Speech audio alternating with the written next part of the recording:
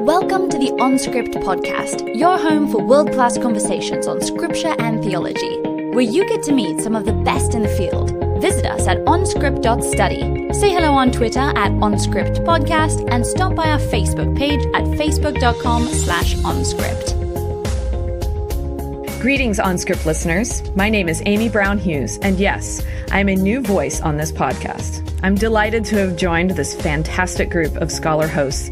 Not only am I a new host, I'm also a new kind of host. Some would say even a new species of host, in that I'm a theologian and not a biblical scholar.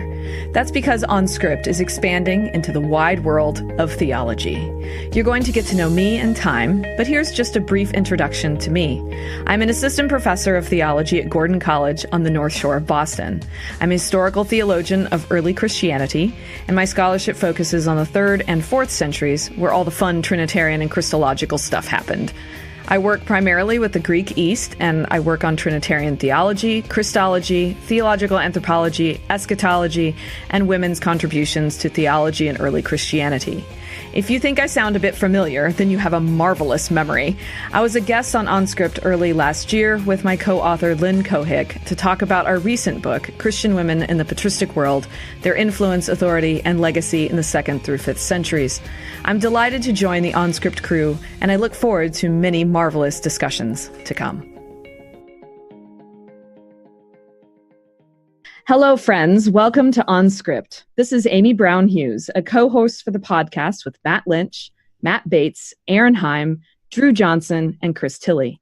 Today, we're going to discuss the theological power of images.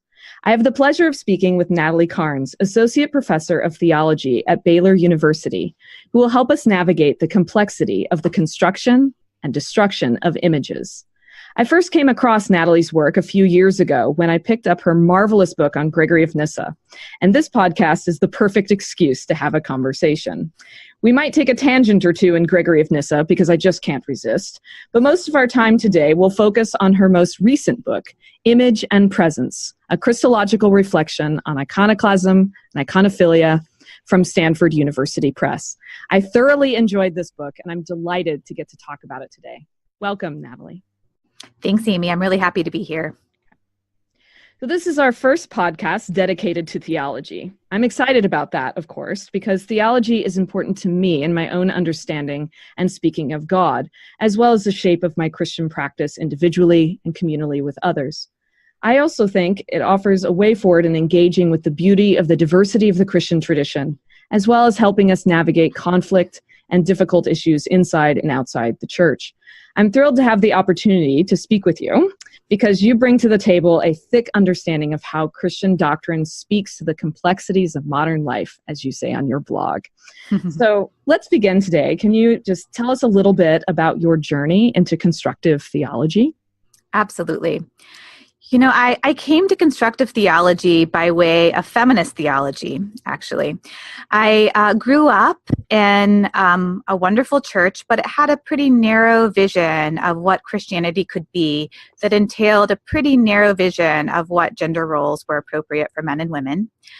And I left home as an 18-year-old sort of unsure about where I stood with relationship to Christianity. And became a religion major in college and found myself my sophomore year suddenly needing to drop a course and needing to add a new course. And I went to my advisor and I said, I have to add a course, today, and I don't know what it should be. And my advisor sort of looked at my transcript and said, well, based on your interests and what you've taken, I want you to take this feminist theology course. So I found myself in feminist theology with Professor Sarah Coakley. And and it was just a world-changing experience for me. And the way the course was organized, the first half was historical. So looking at different historical moments where gender, sexuality, women were an issue in some way. And then the second half was doctrinal, where we looked at different doctrines and the kinds of gender, women's, sexuality issues present in those doctrines. And the reason the course was so world-changing for me was that it just gave me this really big picture of what Christianity was, had been, and could be, in a way that gave me a real freedom. I think I'd always thought before that feminism was a way to compromise or dilute Christian doctrine or something like that. And that if you're really faithful, then you resist these sort of cultural impositions. And through that course, I began to see the way people across time and space really had to struggle to claim their faithfulness, and that feminism could be a way of really struggling to claim a doctrine in a more faithful way rather than a less faithful way. And that sort of really captured my imagination for what theology was and what it could be and how it could help us negotiate the world. Oh, that's wonderful. And I think it might speak to my second question too. Was there a specific moment or two where it sort of clicked for you how theology was not only relevant, but a vital enterprise? You sort of answered that a little bit, but at the beginning of sort of thinking through constructive theology. But as you've sort of grown in your scholarship and continued to write, what other moments have been really relevant for you? Yeah, I mean, I think from the very beginning, I saw that the way we conceive of God is deeply related to the ways that we imagine our life together as creatures, and that imagining shapes the way that we act in the world and with one another. And that was part of what drew me to theology, and it continued on, and there's been many moments, but I did my doctoral work at Duke. And at Duke, I guess, there's a real sense that theology matters for how you live in the world. And I just got to see a number of people who changed their lives because of that, who lived in certain kinds of intentional communities or changed the way that they thought about their vocation, or that sort of put their vocation on the line in order to stand up for a theological belief. So it's something that's hard to pinpoint a moment or two moments, but because it's always been part of how I've understood and seen theology. But I think at Duke, seeing these intentional communities really brought that home for me. Yeah, that's really exciting. I've noticed that as well. And I think over the last probably 3 or 4 years, just been really still working through kind of undoing in my brain some of the sort of assumptions of what theology is and what it's for. And I see that in my students, right? Like when they come into class and they have an assumption that theology is, that if you're not having an argument, it's not theology. That's the first assumption that is always made.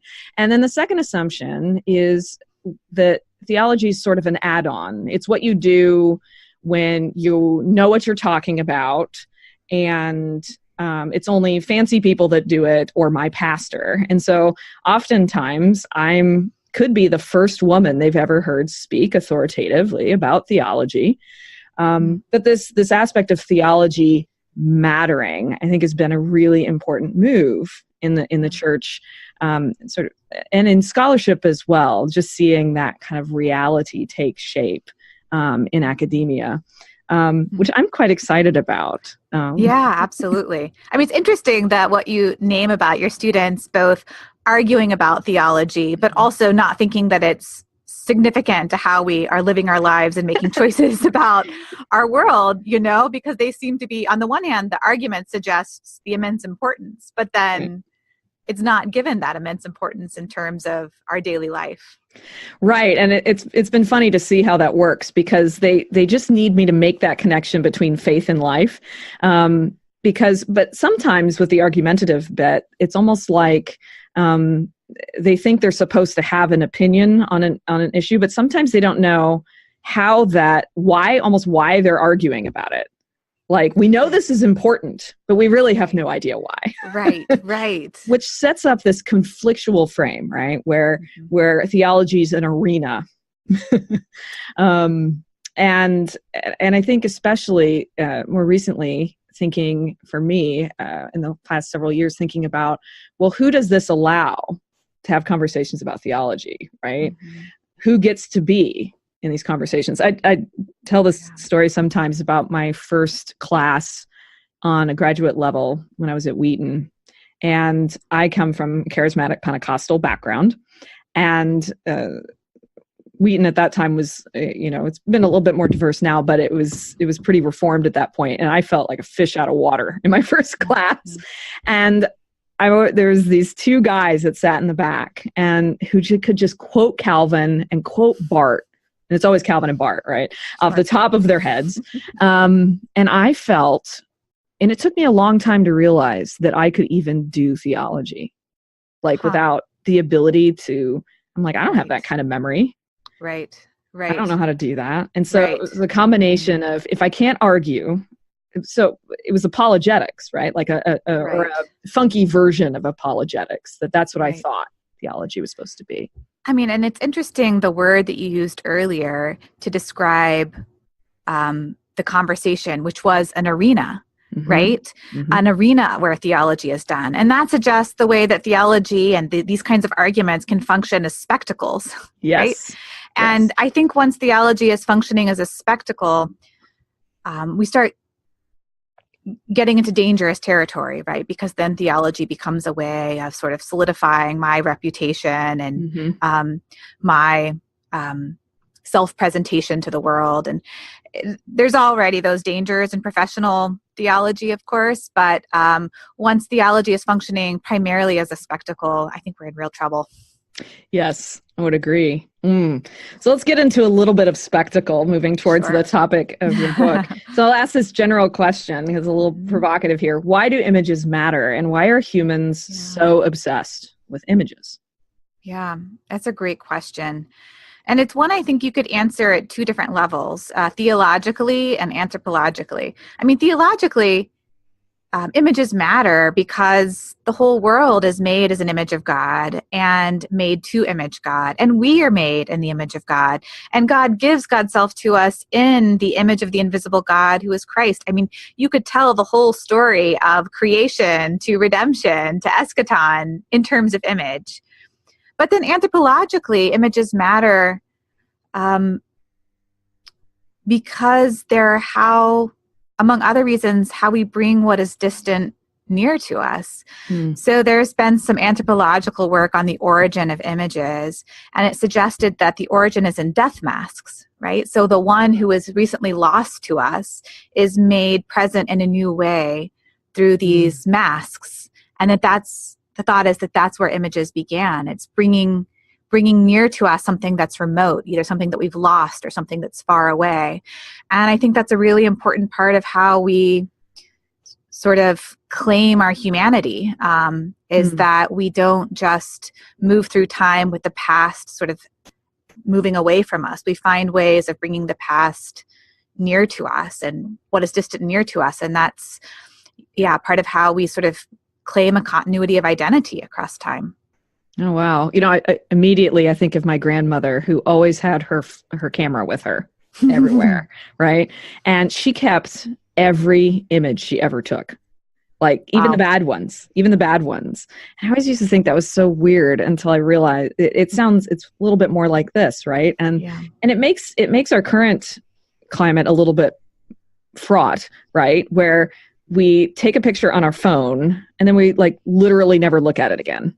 So we don't have this sense of taking our film to go get developed, and then we have to do something physical with it and put it in an album, and then it's there. Right. So it becomes a place now of almost promoting forgetfulness. Right. Well, there's no cost to taking a picture now in the way that you had to pay to have a picture developed before. You know, you wouldn't take 10 pictures trying to get the best one because you don't want to pay for 10 different photographs to be developed. Yeah. And it's also interesting the way then, pictures now, and this is a different conversation, but they can function the way that they're used on social media to, instead of bringing what is distant near, they can often function to make what is near more distant. In other words, by the image becomes a substitute for the actual presence of the human, that we put up these images of ourselves that we want to substitute for ourself and all of our deformities and problems. Right. I spent a few weeks in Orvieto, Italy, a few years ago, and I was over there with a group of, there were 12 of us, art historians, artists, theologians, from various institutions around the country, and because we at Gordon have a program there, and so we were able to sort of host this through the Lilly Fellows program. And we had a very significant moment when we were standing in the Vatican, the museums of the Vatican, in front of like in the Raphael room, and where we were standing there and having a deep conversation about this amazing piece, the very famous, Jerusalem and Athens, where you have Aristotle and Plato having a conversation there, along with all the other philosophers. And there were these tour groups that kept coming in. And there was this really large tour group that came in at once, and we had to move off to the side because the room isn't very big. And they all walked in the room and immediately put their phones up and looked at the image through their, iPhone, and took that image. And then there was one particular person that I watched, the ticket that you got from the museum that day had a little picture of that central image in that painting of Plato and Aristotle. And they put it up in front of their phone in front of the image. Wow. And it was like this triple distancing thing happening. And then they all took the picture, and then they turned around and left. It was just this amazing moment where we all sort of stood there dumbfounded and realized that there was really no processing of what had been seen in any sort of meaningful having presence sense. Right. So what led you to write this book, Image and Presence? Yeah. Well, Amy, you mentioned earlier my book on Gregory of Nyssa, and in some ways it really came out of that. In that when I was seeing how some of Gregory of Nyssa's legacy, I noticed that during the debates surrounding the Seventh Ecumenical Council, which was, of course, the debates around images and the Iconoclast controversy, Gregory of Nyssa was hailed as the father of fathers by both the iconoclasts and the iconophiles. Now, from church history, that's not too unusual. Every council sort of does this, where they try to claim the people who are the champions from the previous councils as the ones that are on their side.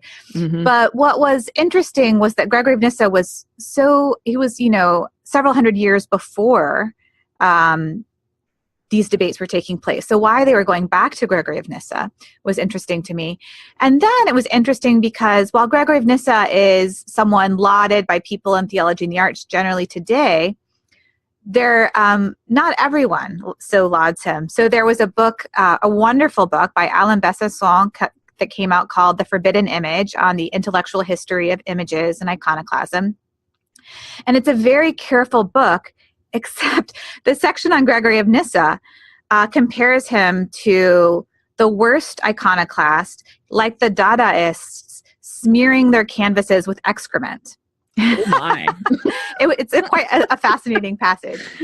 And so, but anyway, the ambivalence that I saw in late antiquity is then sort of replayed in modern times with the theology and the arts people and Alain Bessasson. So I thought, what is this strange ambivalence around Gregory of Nyssa and the image? Is this something about Gregory of Nyssa being unclear? Or is this something about what images are? That images and what it means to love an image sort of gives itself to this kind of ambivalence. And pursuing that question led me to sort of look at some of the sort of unclarities around images in our own world today, and to try to pursue that question into what the Christian relationship to an image is or should be and has been. Right. That's a great segue into my next question. So you already mentioned this. Obviously, in the discussion of icons, there's the major historical ecclesiological debates of the 8th and 9th centuries. And then again, surrounding the Protestant Reformation about the role of images. And as you say in your introduction, the image marks the distance of these ecclesial families. And you're referring to the Orthodox, Catholic, and Protestants. Yeah. So in writing this book, how did you think through how you were going to address this oftentimes sometimes fraught relationship surrounding images. Right. Yes. So, it marks the distance among these ecclesial families because Protestantism is birthed in a kind of iconoclasm and continues to have some more suspicion about images than the other two ecclesial traditions. Catholicism is much more iconophilic. Mm-hmm. And the Eastern Orthodox is too, but in a more particular way, where icons, they have a particular tradition around icons and the veneration of icons that have a special place in their tradition, and sometimes are more and sometimes less, depending on who you're talking to, comfortable with other kinds of imaging traditions. So one of the ways I was thinking about this project is, well, what do we do with this? Is there, how do we have an ecumenical conversation here? Is it just we pick someone who's right and someone who's wrong? And that could be the case, but it didn't seem quite right to me, because also these traditions of making images and worrying about images spans the entire Christian tradition, even crosses ecclesial families. And so I thought there's something about this iconoclastic impulse that is trying to get at something that's true and deep in Christianity. But there's also something about this image making and image loving impulse that's also trying to get at something true about Christianity. And is there a way that we can affirm something about both of these impulses in a way that can bring us to the table to have a more, at least to see what we have that's common about images, and perhaps to bring us closer to a more common image theology? Yeah, and I felt that throughout your whole book. I kept thinking, wow, like this is a really sort of great piece of like a place where we could come to the table and go, okay, I think this. And I immediately thought of some friends of mine who come from a much more iconoclastic tradition than me. I grew up in a tradition that didn't really think about it so much, except sort of subconsciously. But other traditions in Protestantism are very clear on what they think about things. But I thought, this would be a really great book to read together. And that impulse alone, I thought, was incredibly productive and beautiful. And it could be a real place of commonality and of really talking about some really important issues of difference, but also of commonality. And I specifically love how you structure this sort of chronologically through the life of Christ. So why don't we get into that more directly? Would you give us a brief overview of the structure of your book? Because the narrative structure, I think, is really helpful and give people a sense of what you're doing. Okay. In addition to the introduction and the epilogue, there's 5 main chapters, and they are structured, as you said, by the life of Christ, or we could say they're also structured creedally. The first chapter looks at the claim that Christ was born of the Virgin Mary. The second chapter, that Christ came down from heaven and was made human. The third chapter, that Christ was crucified, died, and was buried. The fourth chapter, that Christ rose again from the dead, and the 5th chapter, that Christ will come again in glory. So this is moving from, birth, incarnation, crucifixion, resurrection, eschaton, and each chapter thinks about Christ's presence in a different way that ends up having a chiastic structure. So the born of the Virgin Mary looks at Christ's arriving presence. The incarnation chapter looks at Christ's abiding presence. The crucifixion looks at Christ's riven and riving presence. And then when we come back to resurrection, that's a new form of abiding presence. And when we come to, we'll come again in glory, that is also a new form of arriving presence. So there's this chiastic structure of presence that organizes the book. Right. Which I thought was so beautiful, because one of my most significant takeaways for me was how you helped negotiate a much more nuanced understanding of the dynamic relationship of these assumed dichotomies that we have, right? Presence, absence, image, negation, iconophilia, iconoclasm. Right. And you do this by grounding your project in Christology. And so I want to get into some of the more specific connections there. And I was particularly struck by your work on the cross as an image of iconoclasm. So I know I'd mentioned to you that I'd love to have you read a section here. Would you read on page 99, just that section? Sure, absolutely.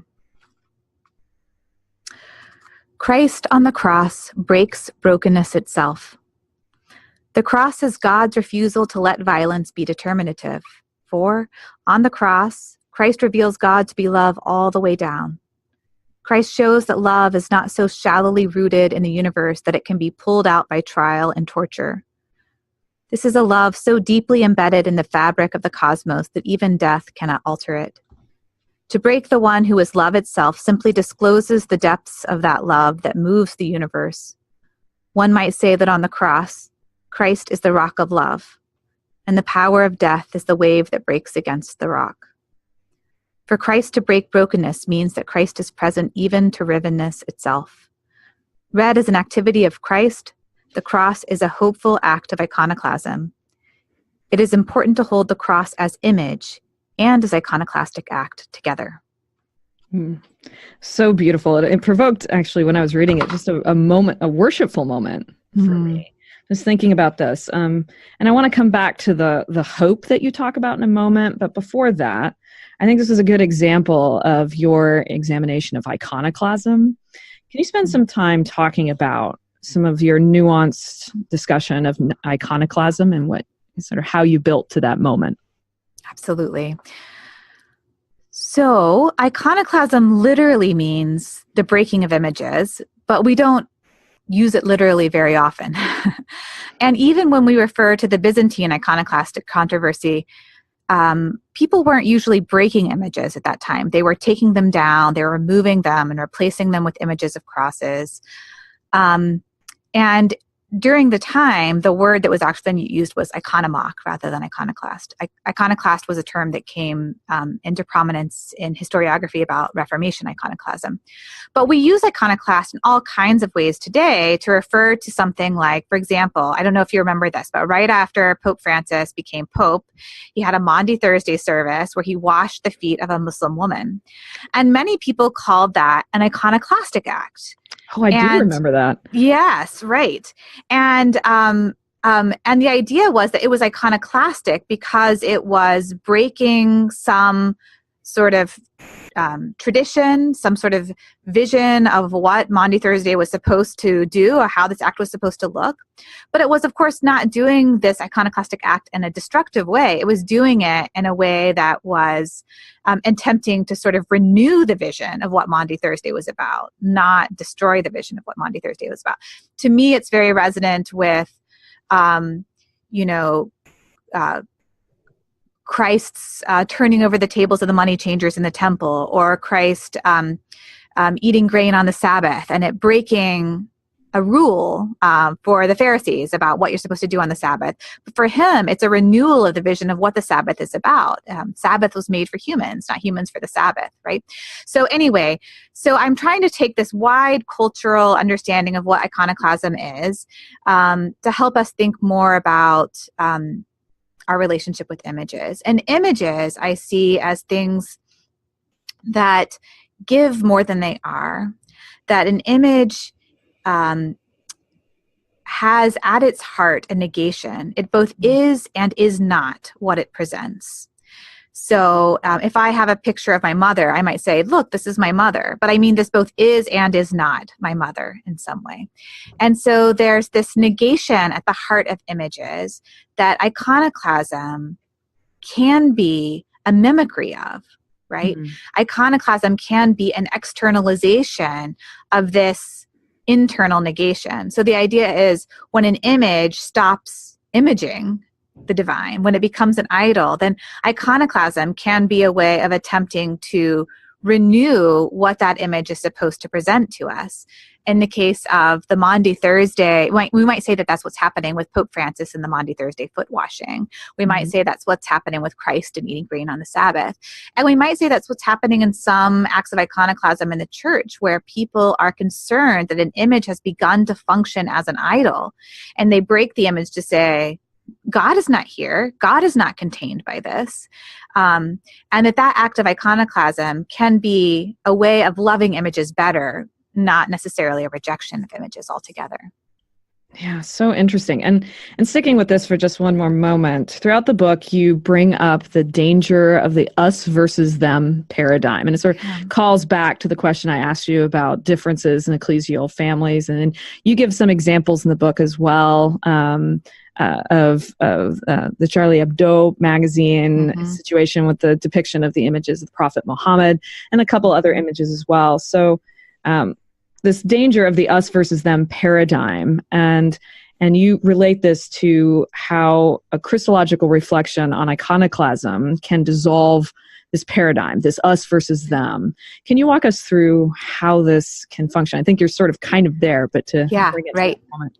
Absolutely. So in the case of, the Charlie Hebdo or the Danish cartoon controversy of several years before that, there was a kind of narrative in the media of we Westerners who understand that images are just these sort of tokens and we don't get all violent and upset about them, and them Muslims who are iconoclasts because they have this warped relationship with images. They don't really understand that images don't have that kind of power.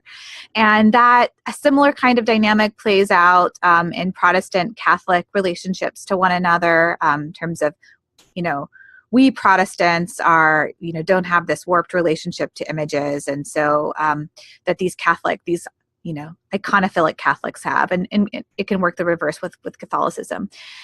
And I think part of what I'm trying to do is expand our understandings of the ways that all of us are iconoclastic and iconophilic in different ways. So there's not this easy categorization of distancing them as iconoclasts or them as iconophiles, and we are in this other category.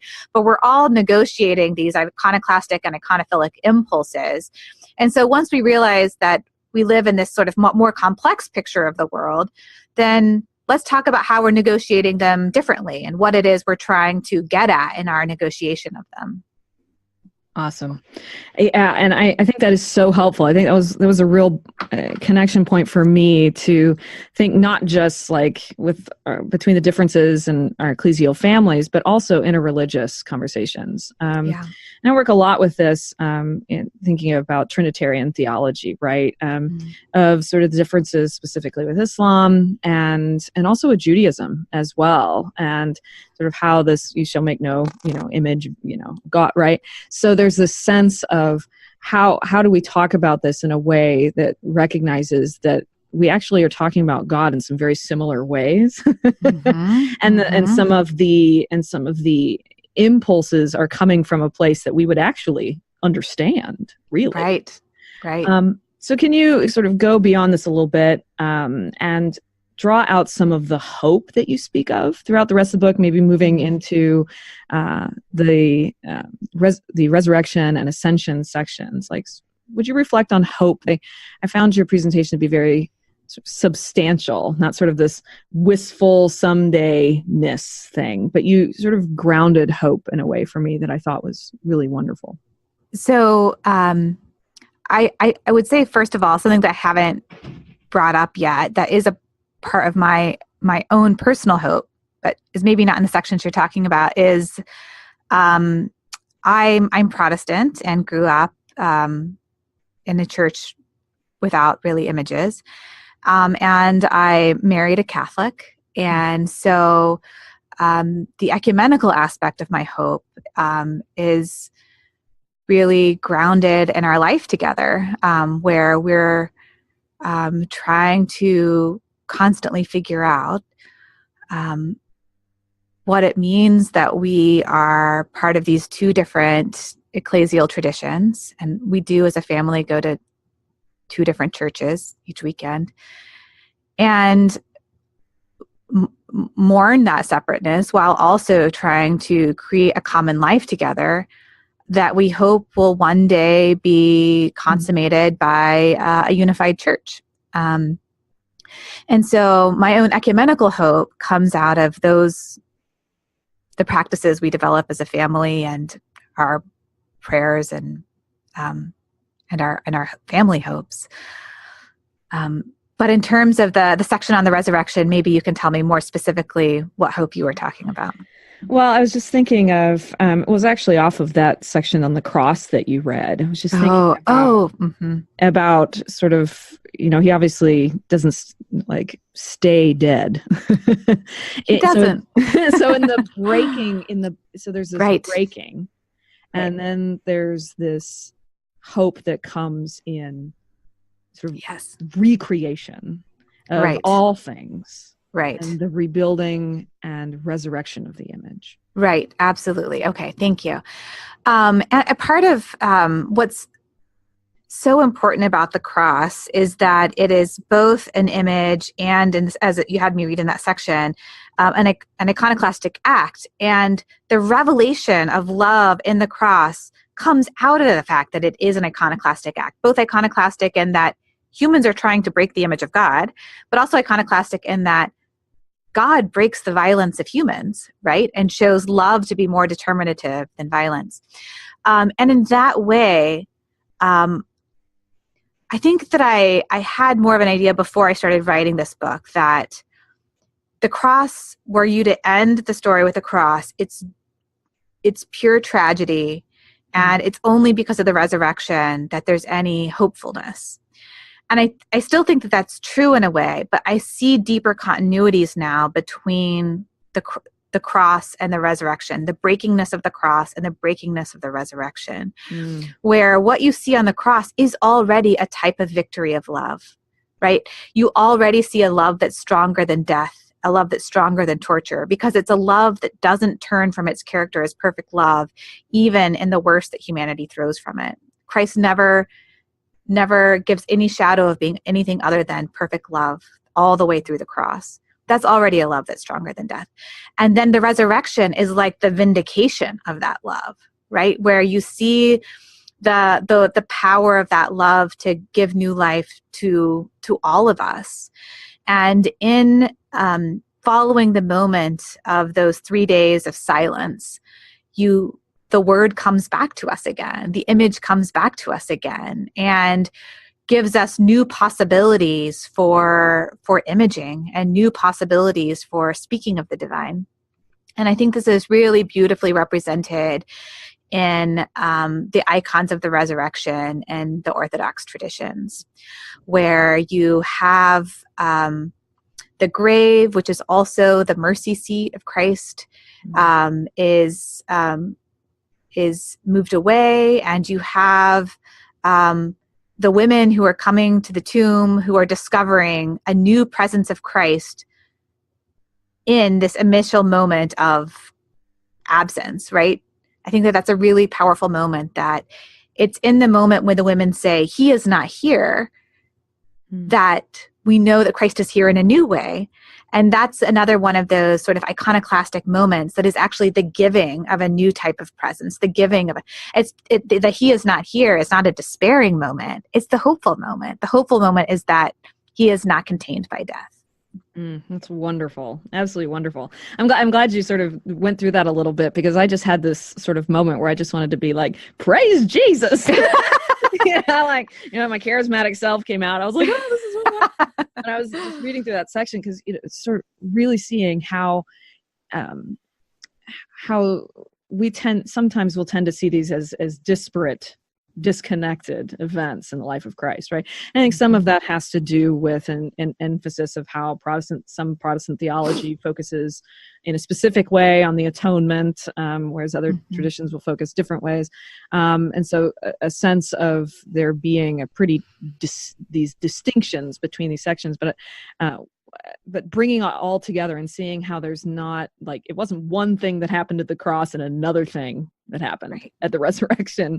And even drawing that back into the incarnation and also forward into the ascension.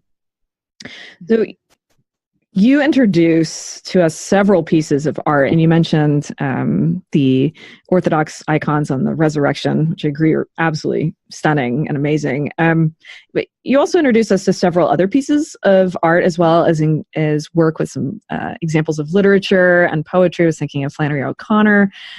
What work of art, piece of literature, poetry struck you in a new way and stayed with you as you were researching this book, and why? One of the images that my relationship to changed over the course of writing was El Cristo Negro, the Black Christ. So this was, it's an image in a statue in Guatemala, and I've gone to one of the sort of replica Black Christs in El Salvador a few times. And the story that I've always heard was, it was originally white, the piety of the people turned the statue black, and look, it's sort of a rebuke to the Spanish who came in the conquest, trying to tell the people that Christ was white. And I always thought that is such a beautiful story, but it's one more tale of sort of pious half-truths, or I as an academic, you learn a certain sort of suspicion of popular piety, which is probably not great for the soul. And, but I wanted to sort of research the story anyway. And as I researched the story, the more I saw that it was actually historically and scientifically true.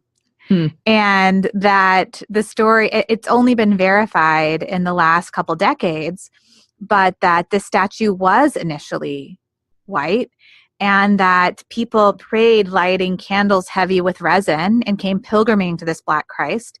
And it was over decades and decades of that kind of piety that the statue literally became black with the holiness of the people.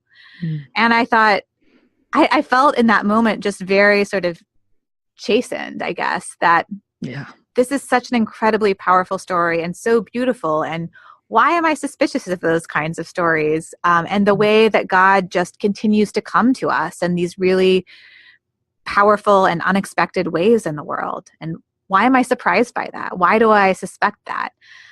So I carry the Black Christ with me now in a new way after writing this and researching it. I think you get it up at a place that as academics who are people of faith, like there's just sort of this interesting interaction and interplay there that we sort of always have to go through this process, right? And I work with reading the stories of early Christian women, right? I mean, really excited to see Macarena in one section of your book, and I think that it's actually part of our process, right? Of writing books, of articles, of how to kind of work through the material in a way that we're not allowing suspicion to rule us, but at the same time that there's real importance of the sort of the specificity of academic rigor and the questions that we ask as academics that sometimes can really, I think those two things aren't separate. I think that I had some very profound experiences having iconoclastic moments in my own scholarship of reading something and realizing an assumption I had needed to go, actually, and that what was on the other side of that was actually more faithfulness. A specific example of this I've seen even in the classroom is when I take part of my Christian theology class to talk about the collection of the New Testament canon and how that happened historically, and demonstrating that it was basically a theological process and how that happened. And I know with some versions of Protestant students, this sort of makes them uncomfortable. You kind of want to have, well, this is the form, the thing that Zondervan published. Here it is. That's how it came, and that's how I've got it, right? There's nothing, there were no steps involved. There wasn't a bunch of people deciding what was supposed to go into this. And I think sort of watching them have sort of a collective iconoclastic moment, but that led them to see sort of how the Holy Spirit operates in the church in a way that they can't quite explain how that happened, I think is amazing. So that leads me maybe to a slightly broader question of writing a book like Image and Presence or your book on Gregory of Nyssa. What is your process as a scholar? Like, how do you write a book? How do I write a book? That's a great question. Well, I read and write together. Whenever I'm reading things, I try to be writing about them, just like what my thoughts are and how I'm processing it, in addition to taking notes. And then some people are really great readers. My husband, he's also an academic. He could just sit down and read for hours. I'm not quite like that. I can't take in as much information. I start taking in information, and at a certain point, it's like I feel almost pregnant with a book, that I just have to start sort of sketching it out, like what the chapters are going to be, what the main arguments are going to be. And then I try to keep reading and then sort of refining that as I go along. And then I reach a point where I'm ready to start writing chapter by chapter and get more into the particular literature of the field. And one thing that I've learned over the course of the last few years is that I find it very helpful and fruitful to have multiple projects going on at the same time. So when you sort of reach a stuck point on one, you just sort of switch to the other and you start working at it. And sometimes you're in more of a writing space, and sometimes you're in more of an editing space, and sometimes you're just wanting to take something in. And so having projects at multiple stages sort of helps me move through the processes in ways that I don't just find myself sort of stuck for periods of time. But I've only written 2 books, Amy, so I don't know. I'm not an expert. Well, I am gleaning this for myself too, thinking about, because everybody's workflow is so different, right? It's true. So I'm going to move us into our speed round, which is a lot of fun. Okay. So I'm going to ask you questions and just like off the cuff, real quick. Okay. Answers. You ready? Is this like Vogue 73 questions? Kind of. Okay. Although I'm not going to ask you 73. Okay, good. So what is one book you've read that changed your life in some way? What? Oh my gosh, that's huge. Just one. Doesn't have to be just one. Okay. I'm supposed to be speedy here, aren't I? There's so many books that keep coming to mind. So it's like picking your favorite child. I know. So other books, this doesn't mean anything. I'm not saying no to you. It's not like that. And this is going to be too obvious, but Augustine's Confessions. Oh yeah. In part because of the way he makes desire central to how it is we understand what it means to be human and what it means to be converted to God. And so I teach it to my students every semester in hopes that I can impart this same kind of gift that it was to me to them as well. Another question. Okay. Your sandwich falls on the floor. No one is looking. Do you eat it? What kind of sandwich? Any kind of sandwich. I mean, it matters how sticky it is, right? And it matters what floor it is. But in general, I err on the side of squeamishness and feel less bad because my husband composts it. So I can assuage my conscience by saying the worms will eat it. The worms will eat it. Do you think it's important that humans colonize Mars? Why or why not? I would say it's maybe more important that humans learn to live within the gift that they've been given of Earth. I sort of worry that we're just going to move through the planets like different trash bins in our solar system. So I would say first thing, we learn to share the planet we have as the common gift that it is. What is your favorite holiday and your favorite holiday tradition? Now, those might be from 2 different holidays. Okay. So, I really love Easter. I love Easter morning. It's a really happy time of moving suddenly to light and flowers everywhere. My favorite holiday tradition, though, I love Advent. The traditions around Advent, and especially like in my family, we have Advent table, and we gather around the table, and we, put an ornament on the tree, and we have certain songs and prayers that we say. And it's always, I find it difficult to sometimes help children always into the life of the church, but Advent is the season where I'm like, okay, I can do this. We can do Advent together. There's so many great like mommy blogs on the internet. They're like, all the Advent traditions ever. Great. What is one idea in theology that you think needs to die? Oh, an idea that needs to die. Well, one that needs to die and maybe be reborn? Impassibility. I think it's a very important doctrine, but the way that it is expressed, where it gets aligned with a kind of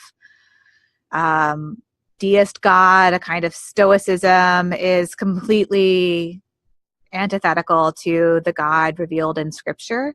And the way that it needs to be reborn is a way that it already exists in many parts of the tradition, which is as a love that is broken by neither death nor violence. That impassibility is the other side of vulnerability. So I would say impassibility needs to die, but not to go away, but to be reborn as vulnerability, which is really just another side of impassibility. I love how you brought in like the sort of structure of your book even. Yes. Like to bring that in. That was nice. Well played. What is the fastest speed you've ever driven in a car? Oh, well, is my mom listening to this? I mean, when I was a teenager, probably too young. I remember 90 miles per hour. Not me driving, though. Mom, it wasn't me. Would you be able to talk with the animals or speak all foreign languages? I have a philosophically difficult time getting my head around speaking with animals. How would that be? Like, if an animal spoke, could I understand them? So I'm going to go with foreign languages. All right. And then finally, yes. This is another like struggling book question. So you're just going to have to choose. Okay. What's the most significant book in theology in the last 50 years? In the last 50 years? Yeah. So, I think one of the most significant was Kathy Tanner's God and Creation in Christian Theology, which sort of reintroduced non-competitive agency, non-contrastive transcendence to the theological world.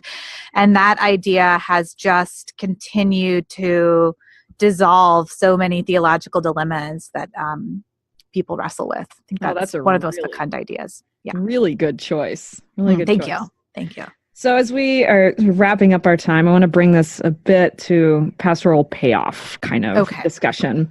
So as we near, let's sort of thinking about how theological reflection helps us in our context. And we've talked about sort of how I found your work especially helpful personally with me and my students. Last year, I was revamping a lecture on the 8th and 9th century discussions in Byzantium about icons, and was struggling to help my mostly Protestant students wrap their heads around this. So when I came across your entry on the Stanford University blog about breaking the power of monuments as related to the ongoing Fraught discussions and clashes about Confederate statues. So just to give our listeners a couple of events to have in our minds as we talk about this, I'll give just 3 examples from the last couple of years. So in 2015, Bree Newsome climbed the flagpole on the South Carolina Statehouse grounds, removed the Confederate flag, and declared, "In the name of Jesus, this flag has to come down. You come against me with hatred and oppression and violence. I come against you in the name of God. This flag comes down today." And in 2016 through 2017, sort of the difficulty of the city council in Charlottesville with removing the Robert E. Lee statue, where they have to shroud it in black, which of course provokes the Unite the Right rally that turns quite violent. And then into 2018, the Silent Sam statue at UNC, which has provoked waves of protests. And sort of how do we remove it legally? How do we not? And the campus staff removed it after it was torn down at a rally in August of this year. So based on some of what we discussed today, how can we respond theologically to these images and find a way forward? First I would say that I don't think that there is one way to respond correctly and theologically to the images.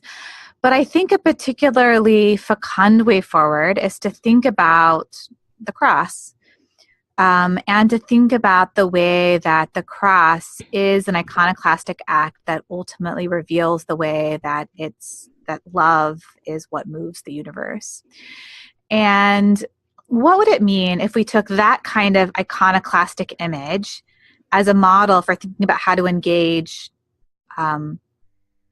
images of violence or hate, or images that function perhaps to silence some people, to marginalize some people? And I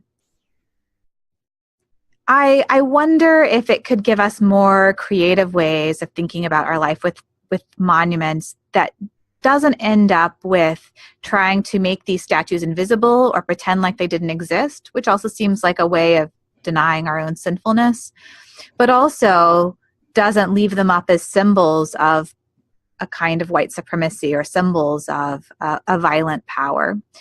And so I've been struck by some of the examples I've seen of this kind of creative and generative iconoclasm. And one would be the reaction in Charlottesville of the black tarps of mourning over the Robert E. Lee statue, which is a way of the statue didn't go away, but it also wasn't left there to be a symbol of power. The black tarp marked both its presence, but also it mourned its presence, and that this is something that remains among us, but isn't something that we want to continue to dictate our lives together. There was another example of someone who suggested that on Stone Mountain, instead of, which is kind of like a Confederate leader Mount Rushmore, instead of just defacing it, then instead you put a Liberty Bell there, which would echo Martin Luther King Jr.'s words, "Let freedom ring from Stone Mountain." And this is a way of marking the way, look, there's a kind of racism that lives among us, but it's our hope that racism doesn't have the final word. And this bell marks our hope that freedom will ring even from the most racist parts of our hearts and our lives. And then there was another example that I was thinking about when writing that blog, which was this small town in Germany, which would have a lot of Nazis come through it and march in it. I think because it was like where Hitler was born. And so the Nazis were planning a march. And instead of saying, "Nazis, you can't march," or, get out of here, or defacing the sort of sites of Hitler's birth, the response was to turn the Nazis' march into a fundraiser to help people defect from Nazism. And the people called the march Nazis Against Nazis. And for every step the Nazis took, they would donate more money to this cause. And in the end, the Nazis' march ended up raising $20,000 to help Nazis defect from Nazism. Wow. And I think that's just such a humorous and creative and powerful way of resisting this force of violence that reclaims the meaning and the power of an act in an iconoclastic way that is additive and creative, rather than being primarily destructive. And that's not to say I'm against destructive moments of iconoclasm. I do think that they have their place. But I think this kind of iconoclasm that witnesses to a power beyond the Nazis, or a power beyond violence, and that power is one that is loving and peaceful and creative. I mean, those are to me, some of the most amazing acts of iconoclasm that witness to the cross today. Wonderful. Thank you so much. We need to wrap things up, but what a delight it was to talk to you, Natalie. I really enjoyed our conversation. Likewise, Amy. It's been really fun. So this is your host, Amy Hughes with OnScript. We've been enjoying a conversation today with Natalie Carnes, Associate Professor of Theology at Baylor University. Natalie has written this book, Image and Presence, a Christological Reflection on Iconoclasm and Iconophilia, published by Stanford University Press in late 2017. I hope that you pick up this book because it was an immensely rewarding and stimulating book for me to read, and I know it will be for all of you as well. You'll find a link on our website at onscript.study. Thank you for joining me today. You've been listening to OnScript, delectable conversations on scripture and theology. If this episode has brought you inner peace or lit your biblical fire, please consider a small donation of just $2 or $5 per month. Information on how to donate can be found at onscript.study/donate.